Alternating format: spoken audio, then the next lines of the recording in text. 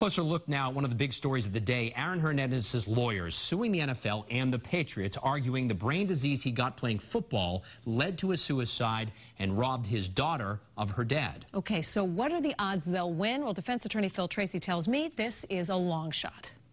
He chose to play. He assumed a certain risk. We all assume a risk when we play football. He had a bad case of whatever it was that was in his brain.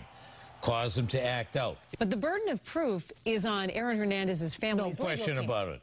But I don't see how they can prove it. Unless you had a smoking gun where somebody said, Aaron Hernandez's brain is cooked, and telling Belichick and Kraft and the staff, you don't have that. You know, that's not there. What is there is evidence that Hernandez had severe CTE. His lawyers argue the league and the Patriots downplayed the risk. I think what we're seeing is a little bit of, I don't know how to say this, national ambulance chasing by this lawyer. What would happen if the Hernandez legal team were successful? What if they won this lawsuit? There would be a floodgate of lawsuits. But Tracy doesn't see that happening. There's no way you can connect the dots, so to speak, to say that it's the NFL's fault or it's the Patriots' fault that he got CTE. If you can't connect the dots, can Hernandez's legal team win? I don't think so.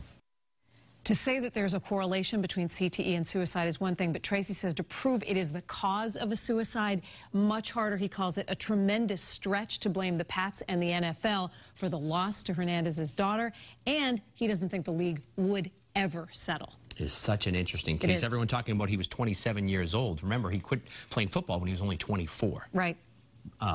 Eric.